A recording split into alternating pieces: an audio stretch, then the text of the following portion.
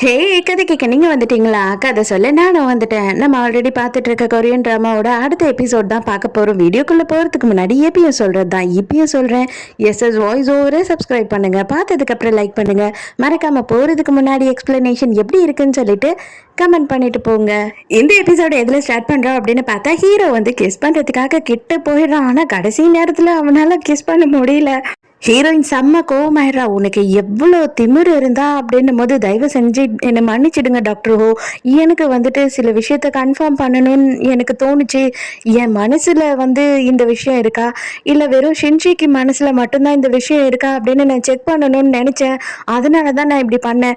தயவு செஞ்சு வந்து என்னை மன்னிச்சிடுங்க அப்படின்னு கெஞ்சிக்கிட்டு இருக்கான். டேய், அதே தாண்டா நானும் சொல்றேன். எனக்கும் தெரிஞ்சுக்கணும். நானும் வந்துட்டு சில விஷயத்த கன்ஃபார்ம் பண்ணணும். நீ என்ன பண்ணணும்னு வந்தியோ அதை மரியாதையா பண்ணு. இப்ப மட்டும் நீ பண்ணலன்னு வச்சுக்கோ, உன்னை என்ன பண்ணுவேனே தெரியாது. மரியாதையா என்ன கிஸ் பண்ணுடா அப்படின்னு அவனை போட்டு உலுக்கிட்டு இருக்கா. இவன் என்னால முடியாது அப்படின்னு கத்துறான். இதை பாரு, நீ சொன்ன மாதிரி தான் நானும் வந்துட்டு சில விஷயத்த கன்ஃபார்ம் பண்ணும். மரியாதையா வந்துட்டு என்ன கிஸ் பண்ணு அப்படின்னு கேட்குறா. ஐயோ, நீ ரொம்ப குடிச்சிட்டேன்னு நினைக்கிறமா, தயவு செஞ்சு என்னை விட்டுடுமா அப்படின்னு சொல்லி ஹீரோ கெஞ்சிக்கிட்டு இருக்கான். கிஸ் கூடடான்னு சொல்லி அவனை ஒரு டார்ச்சர் பண்ணிக்கிட்டு இருக்கான் நம்ம ஹீரோயின். அவ்வளோதான், அந்த டைமுக்கு கரெக்டாக அண்ணங்காரங்க வந்துடுறான். வந்த உடனே ஐயோ அப்படின்னு சொல்லிட்டு உட்கார்ந்துடுறான். இவனை பார்த்த உடனே இவங்க ரெண்டு பேருமே அப்படியே மிரண்டு போயிடுறாங்க. ஐயோ, நான் ஒன்றும் பண்ணல அப்படின்னு சொல்லி மாறி மாறி ரெண்டு பேரும் அலண்டு அடிச்சுக்கிட்டு எழுந்துக்கிறாங்களா. இவன் அவ்வளோதான், அம்மா அப்படின்னு ஒரே கத்து கத்துறான். இங்க பார்த்தா இவங்க எல்லாரும் ஹீரோவை கிளப்பி அனுப்புறதுக்கு நிறைய பொருள் எல்லாம் செஞ்சு கொடுத்து அனுப்புறாங்க. இதெல்லாம் ஃப்ரிட்ஜில் வச்சு நல்லா சாப்பிடுப்பா அப்படின்னு சொல்லிக்கிட்டு இருக்காங்க. ஐயோ, இதெல்லாம் வேணாங்கன்னு சொன்னாலுமே அவங்க அம்மா கேட்க மாட்டாங்க. என்னதான் குடும்பம் இதுன்னு தெரியலையே. இப்பேற்பட்டவனுக்கு இந்த மாதிரி அக்கறையை காமிச்சு இவ்வளவு செஞ்சு கொடுத்து அனுப்பிச்சிட்டு இருக்காங்களே அப்படின்னு சொல்லி அண்ணங்காரன் திட்டிக்கிட்டு இருக்கா. ஹீரோ அப்படியே சைலண்டா குனிஞ்சிட்டு நிக்கிறான். அங்க ஹீரோ என்ன பார்த்தா நான் எதுவும் பண்ணல, எனக்கு எதுவும் தெரியாதுன்ற மாதிரி தலையை குனிஞ்சுக்கிட்டு எங்கேயோ நின்னுக்கிட்டு இருக்கா. ஹீரோ பார்த்தா இவன் கிளம்புற டைமுக்கு அவளை பாக்குறான். அவளும் பாப்பான்னு பார்த்தா அவ பார்க்கவே மாட்றா. சரி சரி நான் கிளம்புறேன் அப்படின்னு சொல்லிட்டு ஹீரோ அங்க இருந்து கிளம்பிடுறான்.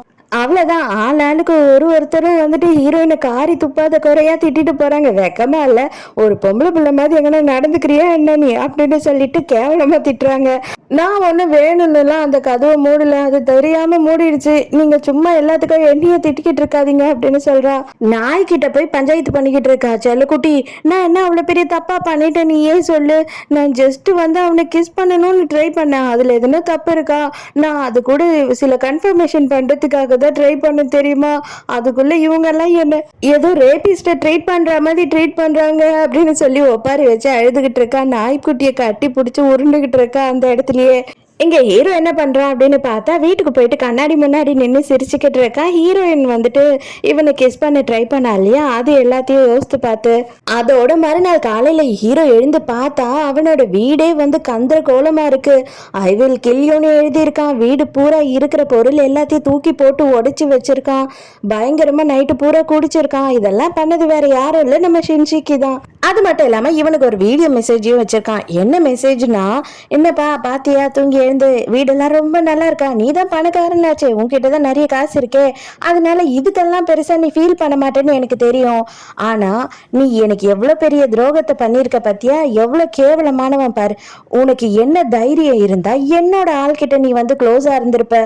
அதுக்காக தாண்டா இது எல்லாமே. இது ஜஸ்ட் வார்னிங் மட்டும்தான். ஆனா இனிமே எப்பயாவது மறுபடியும் அவகிட்ட நீ க்ளோஸா இருக்கன்னு தெரிஞ்சதுன்னா நீ ஏன் ஆளை தொட்டினா உன் ஆளை நான் தொடுவேன். அதுக்கப்புறம் அவளுக்கு வந்துட்டு என்ன நடக்கும்ன்றதுக்கு நான் கேரண்டியை கொடுக்க முடியாது அப்படின்னு சொல்லி யூனோட போட்டோவை காட்டுறான். பதறி போய் யூனுக்கு கால் பண்றான். யூனா நல்லா தூங்கிட்டு இருக்கா.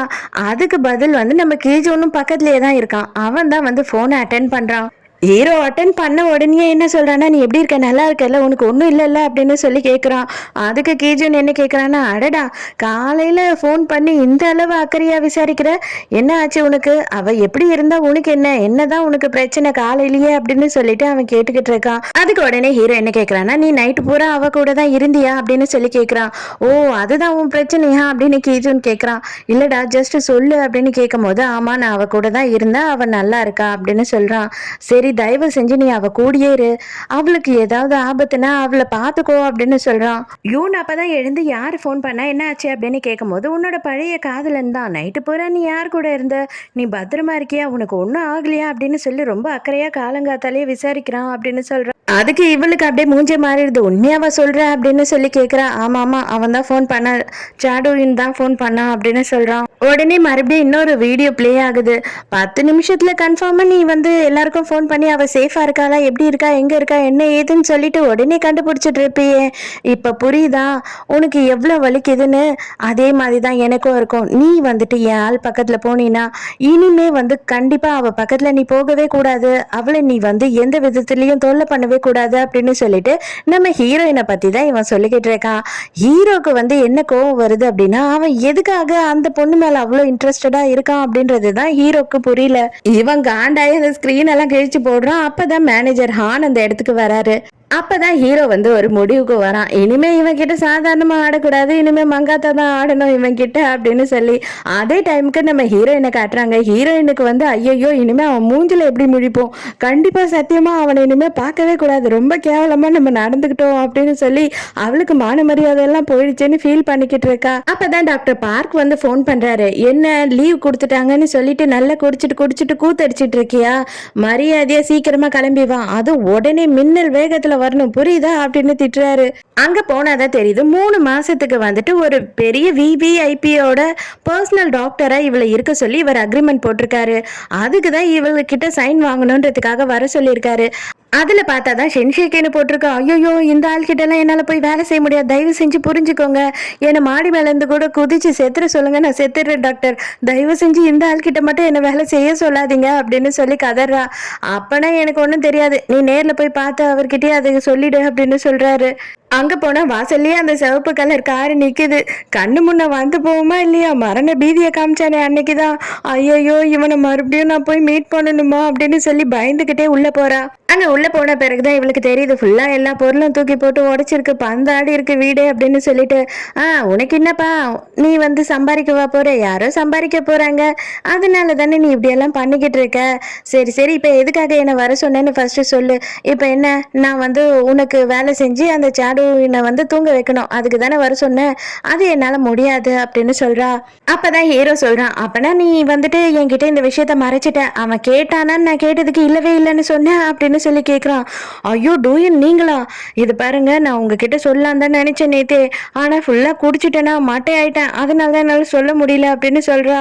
நீங்க எதுக்கு அவனோட பேரை யூஸ் பண்ணி என்ன இங்க கூப்பிட்டீங்க அப்படின்னு கேட்கும் போது, அதுவா, அது வேற ஒண்ணும் இல்லை, நான் வந்து உங்ககிட்ட அவ்வளோ வான் பண்ணியும் அவன் பேரை சொன்ன பிறகு நீங்க வரியான்னு நான் செக் பண்ணேன் அப்படின்னு சொல்லும் போது ஹீரோயினுக்கு என்ன பதில் சொல்றதுன்னே தெரியல. ஆக மொத்தம் நீ வந்துட்ட, அப்பனா அவன் மேல உனக்கு அக்கறை இருக்கு, நீங்க 2 பேரும் ஒரு வேலை சேர்ந்து உண்மையாவே அவன் சொல்ற மாதிரி எனக்கு எதிராக நீங்க எதுனா சதி பண்ணி என்ன தூங்க வச்சுட்ட நீனா நான் என்ன பண்ண முடியும் சொல்லு. அதனால எனக்கு பயமா இருக்கு. அதனால நான் என்ன சொல்றேன்னா, இனிமே நீ என்னோட பர்சனல் டாக்டரை என் கூடயே இருந்துரு, நான் அப்போ உன்னையும் வந்து பாத்துக்க முடியும், அவனையும் பாத்துக்க முடியும், அதே மாதிரி அவன் கேட்ட ஹெல்ப்பையே நான் கேட்கிறேன், எனக்கு வந்து சரி பண்ணிடு, அந்த ஷென்ஷிக்கிய மொத்தமா வெளியில வராத மாதிரி என்ன பண்ண முடியுமோ அதை பண்ணிடு அப்படின்னு சொல்லி கேட்குறான். ஹீரோயினுக்கு ஒண்ணுமே புரியலையப்பா, நான் அவ்வளோ பெரிய எக்ஸ்பீரியன்ஸான டாக்டர் எல்லாம் கிடையவே கிடையாது, நான் இது வரைக்கும் மல்டிபிள் டிசார்டர் இருக்கிற பேஷண்ட்டை ட்ரீட் பண்ணதே இல்லை, என்னால் அது முடியாது, நீங்கள் ஏதோ தப்பாக நினச்சிக்கிட்டீங்க, என்னால் உங்களுக்கு வந்து வேலை செய்ய முடியாது அப்படின்னு சொல்லிடுறா. அப்போ உடனே இவன் என்ன பண்ணுறான்னா, அப்போ எனக்கும் வேற வழி இல்லை அப்படின்னு சொல்லிட்டு இவளோட ஹாஸ்பிட்டல் ஓடருக்கே ஃபோன் பண்ணி இவளை வேலையை விட்டு தூக்கிடுங்க அப்படின்னு சொல்லிடுறான். இப்போ உனக்கு வேலையும் இல்லாமல் போச்சு, அதனால நீ வேற வழியே இல்லாமல் எனக்கு வேலை செஞ்சுதான் ஆகணும் அப்படின்னும் போது இவளுக்கு செம்ம ஆத்திரம் வருது. போடா சரிதான் அப்படின்னு சொல்லிட்டு வேக வேகமா வெளியில வரா. அப்பதான் வந்துட்டு இவ வெளில வரும்போது யூன் வந்து இவளை பாக்குறா. பார்த்த உடனே வந்து இவ தான் ஒருவேளை அவனோட புது கேர்ள் ஃப்ரெண்டா இருப்பாளோ அப்படின்னு நினைச்சுக்கிறா. அப்பதான் மேனேஜர் வந்து என்ன கேட்குறாருன்னா, நீங்க வந்துட்டு உங்களோட எக்ஸ் கேர்ள் ஃப்ரெண்டை காப்பாத்துறதுக்காக இவங்களை வச்சு ஷென்ஷிக்கியை பிளாக்மெயில் பண்ணலான்னு இருக்கீங்களா அப்படின்னு சொல்லி கேட்கும் போது ஹீரோ என்ன சொல்றானா, இல்லை அவன் கிட்ட இருந்து இவளை காப்பாற்றணுன்றது தான் நான் நினைக்கிறேன், ஏன்னா வந்து இவ ரொம்ப இன்னசென்ட், அது மட்டும் இல்லாம யோன் கூட வந்து கேஜூன் இருக்கான், அதனால வந்து அவளுக்கு பெரிய லெவல்ல ஆபத்து கிடையாது, ஆனா இவளுக்கு தான் ஆபத்து இருக்கு அவனால, எனக்கு அதுதான் எனக்கு பயமா இருக்கு அப்படின்னு சொல்றான். யோனுக்காக அவன் கதவையே திறக்க மாட்டான். அதனால இவ போன் பண்ணி என்ன சொல்றானா, எனக்கு எல்லாமே தெரியும், நீ இங்கதான் இருக்கன்னு சொல்லிட்டு, இப்பதான் ஒருத்தி வெளியில போனதையும் நான் பார்த்தேன், மரியாதையா வெளியில வா அப்படின்னு சொல்லி கத்துறா. இவங்க 2 பேருமே வெளியில ஒரு இடத்துக்கு போய் பேசிக்கிட்டு இருக்காங்க. எனக்கு நல்லாவே புரியுது, நான் தான் உன்னோட ஃபர்ஸ்ட் லவ், உன்னால என்ன மறக்க முடியாம கஷ்டப்பட்டுக்கிட்டு இருக்க, அதனாலதான் திடீர்னு ஃபோன் பண்ணி எப்படி இருக்குன்னு கேட்குறேன்னு சொல்லிட்டு அப்படின்னு சொல்லும் போது இவன் சிரிச்சிடுறான். இது பாரு, நீ தான் என்னோட ஃபர்ஸ்ட் லவ், நான் ஒத்துக்கிறேன். ஆனால் வந்துட்டு எப்போ நீ கேஜுனை டேட் பண்ணுற, அவனுக்கும் உனக்கும் என்கேஜ்மெண்ட் நடக்க போகுதுன்னு எனக்கு தெரிஞ்சதோ அதோடு நான் வந்து உன்னை சுத்தமாக மறந்துட்டேன். அதனால நீ அந்த மாதிரிலாம் எதுவும் நினச்சிக்காத அப்படின்னு சொல்கிறான். எனக்கு நல்லாவே தெரியும் உன் மனசில் நான் வந்து ஒரு பொக்கிஷம் மாதிரி இருக்கேன்னு சொல்லிட்டு கவலையே படாத. அது வந்துட்டு நான் வந்து ரொம்ப மோசமாலாம் நினைக்கல, ரொம்ப சந்தோஷம் தான் படுறேன். அந்த மாதிரி இருக்கணும் அப்படின்னா கூட அதுக்குமே ஒரு லக்கம் இருக்கணும்ல. நீ இப்போ வரைக்குமே ஏன் பின்னாடியே தெரிஞ்சுக்கிட்டு இருக்க, என்னை பற்றியே நினச்சிக்கிட்டு இருக்க அப்படின்னு யோசிக்கும் போதே எனக்கு ரொம்ப சந்தோஷமா இருக்கு அப்படின்னு சொல்றா. ஹீரோக்கே இது செம கடியாக தான் ஆயிடுது. அப்போ அவன் என்ன சொல்றான் அப்படின்னா, நீ என்ன நினச்சிக்கிட்டு இருக்க, நீ வந்து என்னை என்ன மாதிரி ஒரு நாய் மாதிரி ட்ரீட் பண்ணணும்னு நினச்சிக்கிட்டு இருக்கியா, உன்னையே நினச்சி பின்னாடியே ஓடி வந்துக்கிட்டு இருப்பேன், உன்னை பற்றியே யோசிச்சுக்கிட்டு இருப்பேன்னு சொல்லிட்டு அதெல்லாம் முடிஞ்சு போயிடுச்சு. தயவு செஞ்சு இந்த விளையாட்டை இதுக்கு மேலே நிறுத்திடு. இதோட உனக்கும் எனக்கும் செட் ஆகாது. நான் எவ்வளோ மாறிட்டேன், நீயும் மாறப்பாரு, உன்னோட லைஃப்பில் நீ செட்டில் ஆக பாரு. இப்போ நான் வந்து நீ வேணும் அப்படின்னு சொன்னால் நீ கேஜோனை விட்டு வந்துடுவியா அப்படின்னு கேட்குறான். இப்போ வந்த ஒரு பொண்ணுக்காக நீ நம்மளோட 20 வருஷ ஃப்ரெண்ட்ஷிப்பையே தூக்கி போட்டுட்டு போறல்ல, போ. ஆனா ஒரு நாள் நீ திரும்பி வருவே என்கிட்ட தான் அப்படின்னு சொல்றா. எங்க டாக்டர் இப்பதான் ஹீரோயின் கிட்ட பேசிக்கிட்டு இருக்காரு. அவ சொல்றா, ஏன் டாக்டர் நீங்க கூட எனக்கு இப்படி அநியாயம் பண்ணிட்டீங்களே, கையை விரிச்சிட்டீங்களே அப்படின்னு சொல்லி கத்திக்கிட்டு இருக்கா. நான் என்னமா பண்றது, அவனோட கம்பெனி தான் நம்ம ஹாஸ்பிட்டலுக்கே வந்து ஃபண்டு கொடுத்துக்கிட்டு இருக்காங்க, நீ வேணான்னு சொன்ன என் வேலையும் சேர்ந்து போயிடுமா அப்படின்னு சொல்றாரு. ஐயோ, என்னால் சான்ஸே இல்லை, முடியவே முடியாது, இதை நான் பண்ணவே மாட்டேன், அவன் எவ்வளோ செல்ஃபிஷ், அவனை எப்படி என் வேலையே வந்து இல்லாம ஆக்குவான் அப்படி இப்படின்னு சொல்லி ஹீரோயின் பயங்கரமாக சத்தம் போடுறான். அப்போ அவர் என்ன சொல்றாருன்னா, உனக்கு நான் ஃபைனலாக வேணா ஒரே ஒரு சான்ஸ் கொடுக்குறேன், இது வந்து பர்சனலாக நான் உனக்கு கொடுக்குற சான்ஸ், நீ வந்து ஃபாரின்ல இருக்க என் ஃப்ரெண்டு கிட்ட அசிஸ்டண்ட்டாக போய் படிக்கிறியா அப்படின்னு சொல்லி கேட்குறாரு.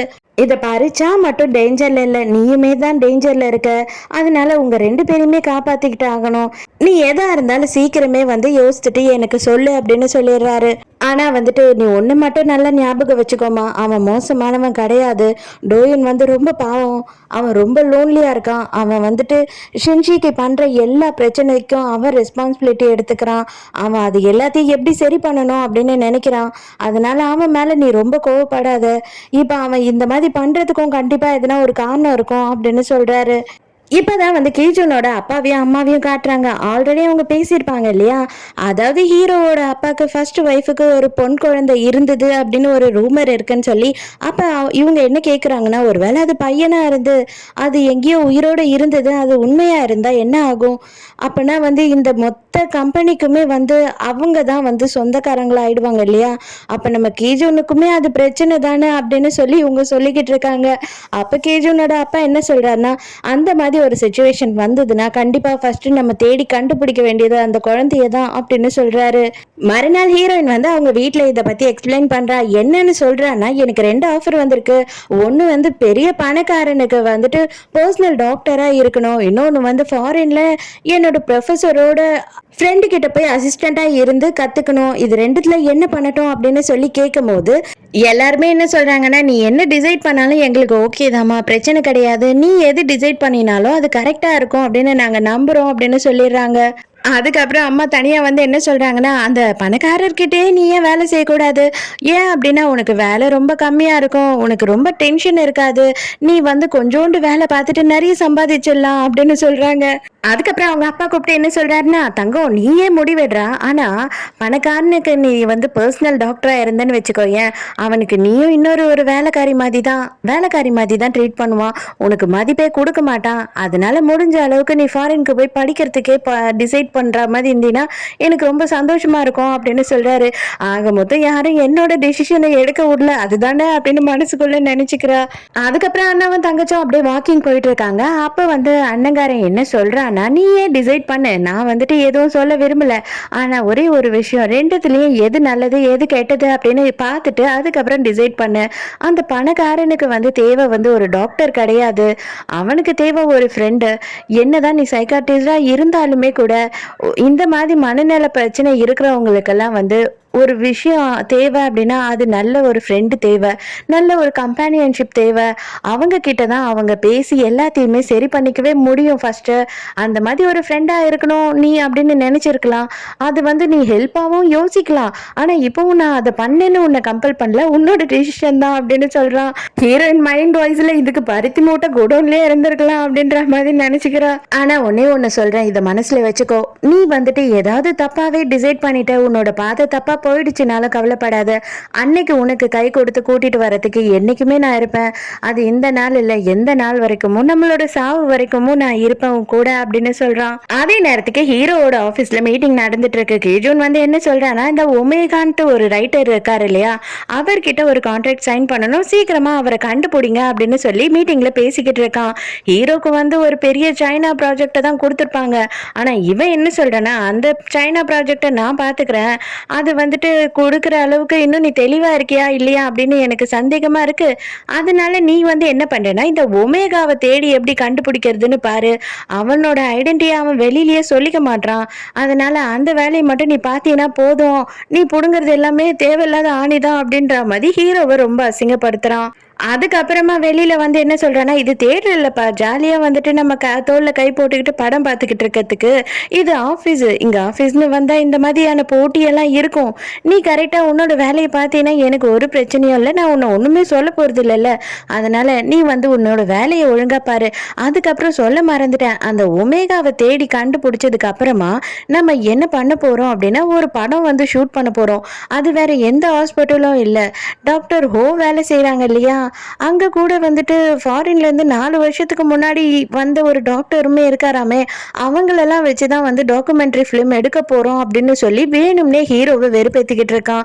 ஹீரோக்கு இவனுக்கு எவ்வளவு அளவு உண்மை தெரிஞ்சதுன்னு தெரியலையே அப்படின்னு முழிச்சுக்கிட்டு இருக்கான். இவன் பேசிட்டு போனதுலயே ஹீரோக்கு தலையெல்லாம் வலிக்க ஆரம்பிச்சிருது. அதுக்கப்புறம் பார்த்தா இன்னொரு பெரிய தலைவலி கூப்பிட்டுருக்கு. யாருன்னா அவங்க பாட்டி அம்மா தான். இன்னொரு போட்டோவை கொடுத்துட்டு இந்த பொண்ணு கூட நீ பிளைண்ட் டேட் போ அப்படின்னு சொல்லுதா. அவன் டென்ஷன் ஆகுறான். எனக்கு கல்யாணம் பண்ணிக்கிற மூடும் இல்லை, இப்போதைக்கு கல்யாணம் பண்ணிக்கிற ஐடியாவும் இல்லை அப்படின்னு சொல்றான். நான் சொல்றதை நீ செஞ்சீனா போதும். இப்ப கீஜூனுக்கு வந்துட்டு யூன் கூட கல்யாணம் ஆக போகுது. அவங்க 2 பேருமே வந்து பெரிய ஷேர் ஹோல்டர்ஸ்.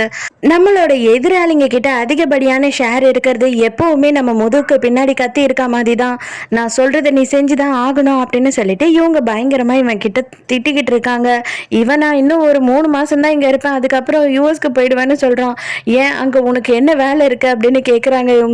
இவனுக்கு என்ன ட்ரீட்மெண்ட் தான், ஆனா அதை சொல்ல முடியுமா, இவன் சைலண்டாவே இருக்கான். அதே நேரத்துக்கு ஹீரோவோட அம்மாவை காட்டுறாங்க வீட்டுல. அப்பதான் அவங்களுக்கு தெரியுது, ஹீரோ வந்து ஒரு நாள் நைட்டு பூரா இங்க படுத்து தூங்கி இருக்கான். அது மட்டும் இல்லாம ஒரு பொம்மையும் வச்சிருந்திருக்கான்னு சொல்லிட்டு வேலைக்காரி சொல்லிட்டு போறா.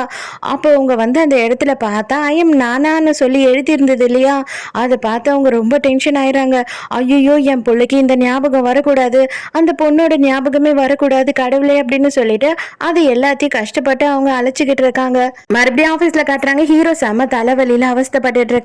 நீங்க வேணா வீட்டுக்கு போய் ரெஸ்ட் எடுங்களேன் சார் அப்படின்னு சொல்லிட்டு நம்ம மேனேஜர் சொல்றாரு. இல்ல எனக்கு ஒமேகாவோட எல்லா நாவலையும் கொண்டு வந்து தாங்க, நான் வந்து அது எல்லாத்தையுமே ஒரு வாட்டி பார்க்கணும் அப்படின்னு சொல்றான்.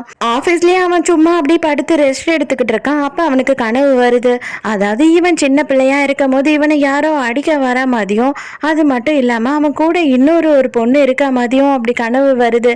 அப்புறம் பார்த்தா தெரியுது அந்த கனவுல வர பொண்ணு நம்ம ஹீரோயின். எனக்கு பேஸ்மெண்ட்ல இருக்கிறதுனா ரொம்ப பயம், எனக்கு அது மட்டும் இல்லாம நெருப்புனாலுமே ரொம்ப பயம் அப்படின்னு சொல்லி ஹீரோயின் சொல்லிட்டு இருந்தா இல்லையா, அதெல்லாம் தான் இவன் கனவுல வந்துகிட்டு இருக்கு. ஹீரோ அப்படியே டென்ஷனா கண்ணை விழிக்கிறான். அதோட கட் ஆகுது. இங்க ஹீரோயின் வந்து ஃபாரின் போலாம் அப்படின்னு டிசைட் பண்ணிடுறா. அதை வந்து டாக்டர் கிட்டயும் சொல்லிக்கிட்டு இருக்கா. ரொம்ப தேங்க்ஸ் சார், நீங்க வந்து இந்த ஆப்பர்ச்சுனிட்டி எனக்கு கொடுக்கல அப்படின்னா கண்டிப்பா நானுமே என்ன பண்றதுன்னு தெரியாம முழிச்சுக்கிட்டு தான் இருப்பேன் அப்படின்னு சொல்லிட்டு ரொம்ப சந்தோஷமா பேசிக்கிட்டு இருக்கா. சரி போறது போறோம், ஹீரோக்கு ஒரு போனை பண்ணி சொல்லிட்டு போயிடலாம் அப்படின்னு சொல்லிட்டு ஹீரோக்கு கால் பண்றா. ஹீரோக்கு கால் பண்ண உடனே சாரி, நான் வந்து உங்களோட ஆஃபரை ஏத்துக்கிறதுக்கு முடியல, அதனால தயவு செஞ்சு என்னை மன்னிச்சிடுங்க, நீங்க எதுக்கும் ஃபீல் பண்ணாதீங்க, எல்லாமே சரியாயிடும், நான் வந்து ஃபாரின் போக போறேன் அப்படின்னு சொல்றா. அந்த சைட்ல இருந்து பதிலே வர மாட்டேது. இவ மட்டுமே பேசிக்கிட்டு இருக்கா. என்னாச்சு, நீங்க எங்க இருக்கீங்க எங்க இருக்கீங்க அப்படின்னு கேட்டுக்கிட்டே இருக்கா. அதுக்கப்புறம் கொஞ்ச நேரம் கழிச்சு ரொம்ப ஸ்லோவா தான் ஒருத்தர் பேசுறாரு. கடைசியா நீயுமே அவளை விட்டுட்டு ஓட தான் போறல்ல. அவன் வந்து எப்பவுமே தனியாவே தான் கஷ்டப்பட்டுக்கிட்டு இருக்கான். அதனால தான் நான் வந்துட்டு ஒரு முடிவுக்கு வந்துட்டேன். நாங்க எல்லாருமே சேர்ந்து வந்து இந்த உலகத்தை விட்டு போயிடலான்னு இருக்கோம் அப்படின்னு சொல்லி ஒரு குரல் கேக்குது. நீ யார் பேசுறது அப்படின்னு சொல்லி கேட்கும் போதுதான் நம்ம ஹீரோவை இப்ப காட்டுறாங்க. டாக்டர் வந்து எனக்கு ஒரு பெட் நேம் வச்சிருக்காரு. என்னன்னா சூசைட் பாம். நான் எப்பனாலுமே சூசைட் பண்ணிக்கிறதுக்கு ரெடியா இருக்கேன். இன்னைக்கு நான் மட்டும் தனியா போக போறது கிடையாது. நான் எல்லாரையுமே கூட்டிட்டு வந்திருக்கேன் அப்படின்னு சொல்றான். மரியாதையா உண்மையை சொல்லி நீ எங்க இருக்க, தயவு செஞ்சு சொல்லு அப்படின்னு சொல்லி கேட்கும் போது, எனக்கு ரொம்ப டைம் எல்லாம் இல்லை, நீ இவ்வளோ அவசரப்படுறதுனால நான் வந்து உனக்கு 1 hour டைம் கொடுக்குறேன். 1 hour மட்டும் நான் வெயிட் பண்ணுவேன். நீ வரலன்னு வச்சுக்கோ, கண்டிப்பா அதுக்கப்புறம் நான் செத்துருவேன். அதை வந்து யாராலையும் தடுக்க முடியாது அப்படின்னு சொல்லிடுறான். இவன் எல்லாரையும் கூட்டிட்டு வந்திருக்கேன், எல்லாரையும் கூட்டிட்டு வந்திருக்கேன்னா இல்லையா, அது என்னன்னா இவன் வந்து எல்லாரையும் அங்க வரைஞ்சு வச்சிருக்கான். வரைஞ்சு வச்சுட்டு இவன் மாடி மேல இருந்து குதிச்சு சாக போறான். இதுதான் இவனோட ஐடியா. சோ இதோடய இந்த எபிசோட் முடியுது. இந்த எபிசோட் உங்களுக்கு பிடிச்சிருந்ததா, என்னோட எக்ஸ்பிளனேஷன் பிடிச்சிருந்ததான்னு சொல்லிட்டு மறக்காம எனக்கு கமெண்ட்ல சொல்லுங்க. சோ நாளைக்கும் மறக்காம கதை கேட்க வந்துருங்க. நானும் மறக்காம கதை சொல்ல வந்துடுறேன். பாய்.